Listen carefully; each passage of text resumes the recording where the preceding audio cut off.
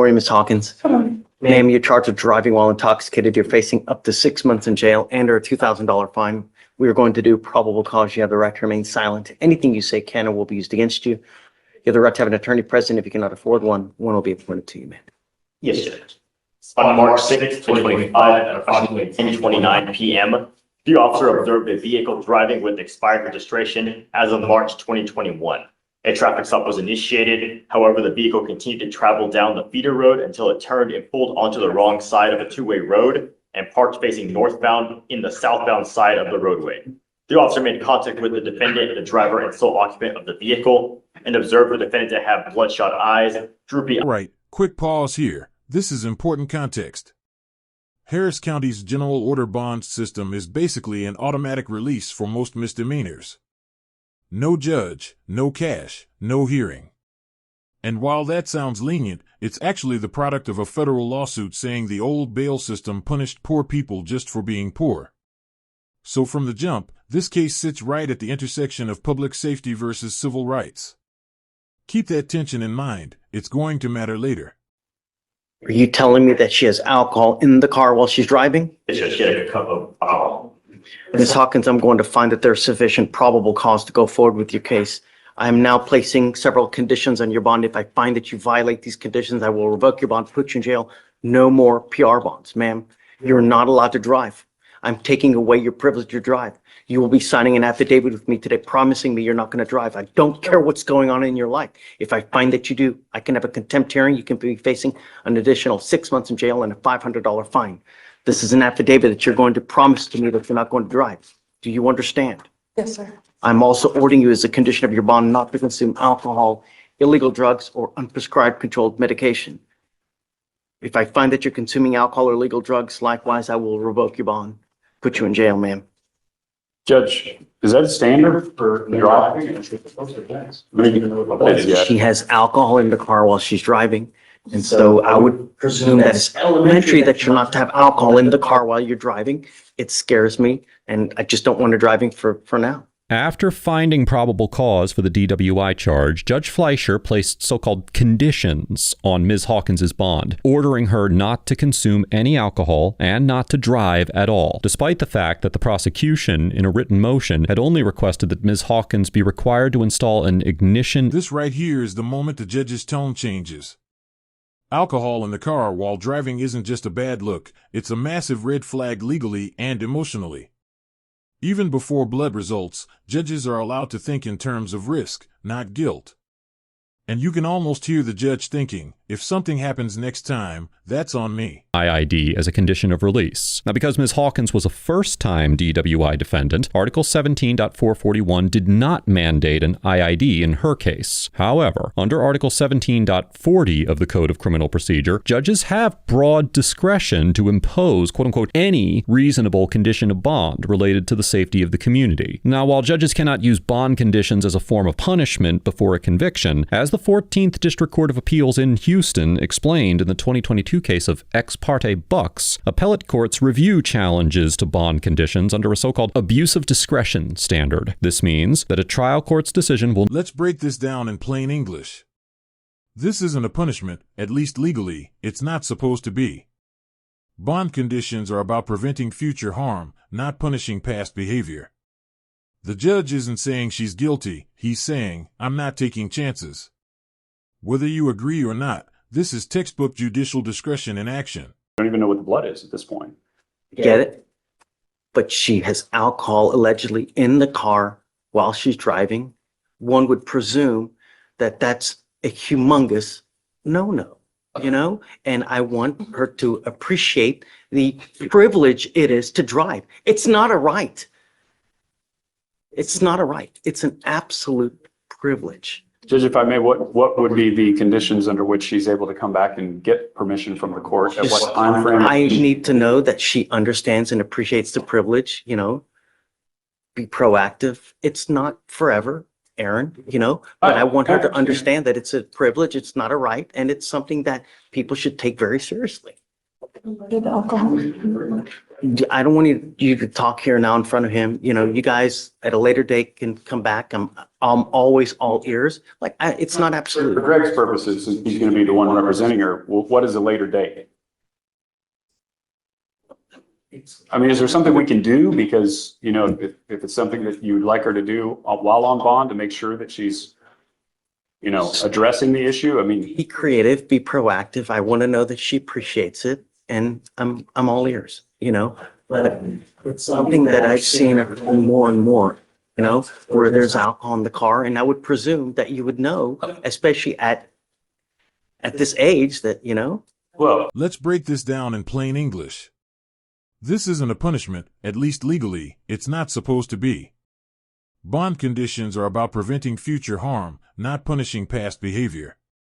The judge isn't saying she's guilty, he's saying, I'm not taking chances. Whether you agree or not, this is textbook judicial discretion in action. there's a blood draw pending. According to the dim summary, she had 1.5 drinks. It's certainly possible her alcohol level comes back below the legal limit.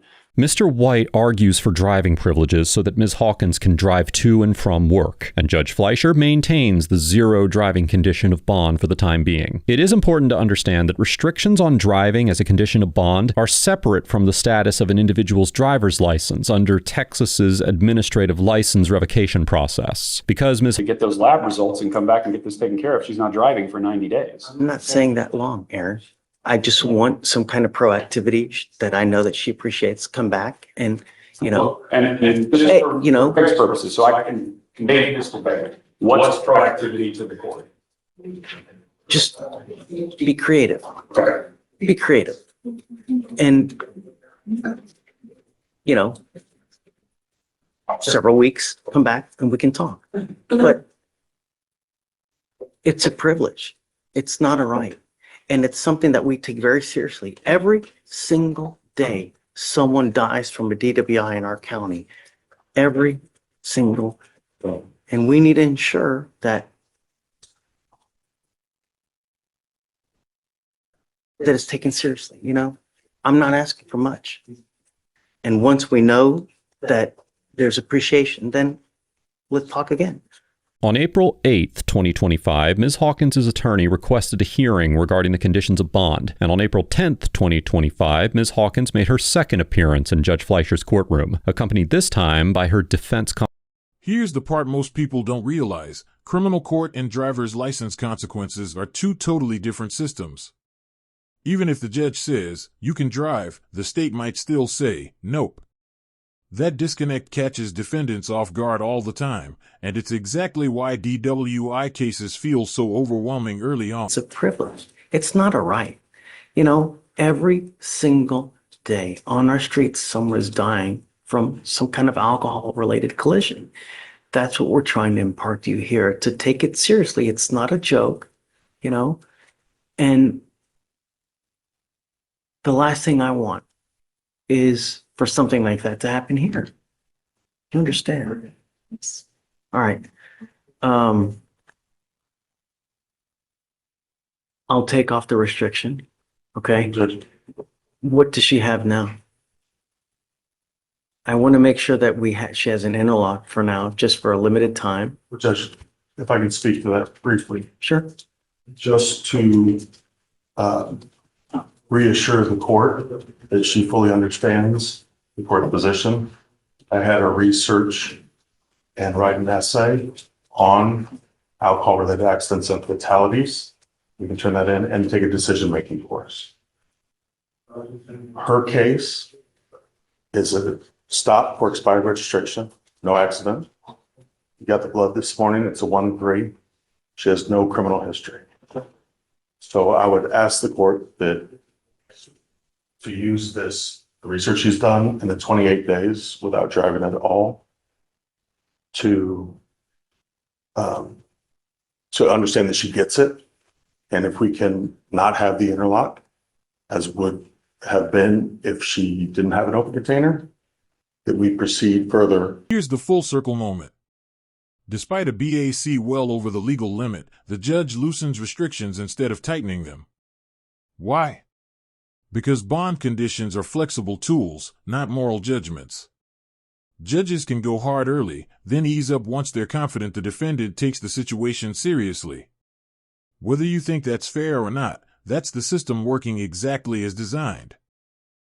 Life is too short to spend the next month in a 6x9 box. Mr. Holton informs Judge Fleischer that Ms. Hawkins' blood test returned a BOC of 0.13, exceeding the legal limit of 0.08. Despite this result, Judge Fleischer agrees to remove the no driving condition from Ms. Hawkins' bond, and at Mr. Holton's request, declines to require the installation of an ignition interlock device. Nevertheless, because Ms. Hawkins' BAC was over the legal limit, it is highly likely that her license was subject to administrative suspension, meaning that she could not lawfully drive without either obtaining an occupational driver's license from the district court or successfully contesting the suspension. Now, since the administrative license revocation process is separate from the criminal proceedings, the matter was not addressed during this hearing, so I cannot speak to it definitively. However, as of the date of writing this episode, Ms. Hawkins' DWI charge is still pending. In this episode, we saw Judge Fleischer using the broad discretion over bond conditions that he's granted in his authority as a judge to bar Ms. Hawkins from driving and from consuming alcohol, even though the state had only requested an ignition interlock device. About a month later, Judge Fleischer exercised that same discretion in another hearing to remove the no driving condition, even declining to require an IID. Bond conditions are tools that judges use to address community safety issues while allowing criminal defendants to remain out of custody while their case is being adjudicated. Now, while some viewers may find the initial restrictions unfair given the limited record before the court at arraignment, as the blood alcohol results were not yet back and the contents of the alleged open container had not been tested, others will view those limits as cautious, temporary measures intended to reduce risk while the case is pending, with the expectation that judges will revisit and recalibrate conditions as new information arrives, which is what happened here. Either way, judges have broad authority under Texas law to set reasonable, safety-related bond terms, so the initial driving ban was almost certainly lawful, even if it felt strict or unfair to Ms. Hawkins. Let us know if there's a case or courtroom interaction that you'd like us to cover in the comments below. Thank you for watching, and don't forget to subscribe and share so that we can help foster a more informed society.